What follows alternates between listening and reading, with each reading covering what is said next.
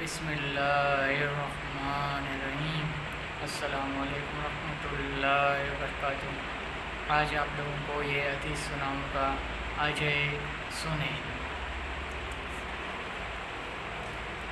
ادھر لکھا ہے کہ تقدیر پر راضی رہنا۔ جب آدمی سے کوئی کام نہیں ہوتے تو کہتا ہے کہ اگر میں یہ کام کر لیتے تو اگر ایسی ہو جاتے، تو اس کو اگر مگر کی وجہ سے انسان وہ بھی پریشان ہوتا ہے۔ رسول اکرم صلی اللہ علیہ وسلم نے فرمایا، اور جان لو جو چیز تم سے غائب ہو گیا اس نے تمہیں ملنا ہی نہیں تھا، اور جو چیز تمہیں مل گیا ہے اس سے تم نے محروم ہونا نہیں تھا۔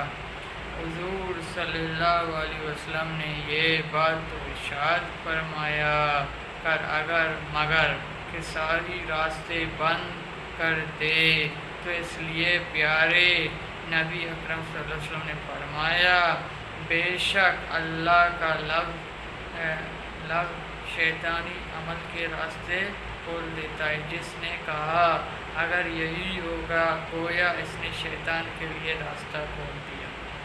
اب شیطان اسے وسواس کے ذریعے پریشان کرے گا، بے چین کرتے رہے گا۔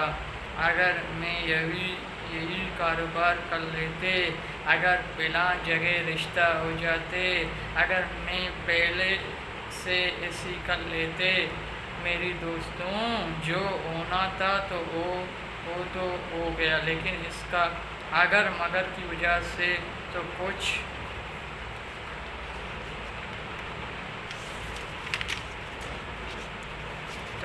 نہیں ہوگا۔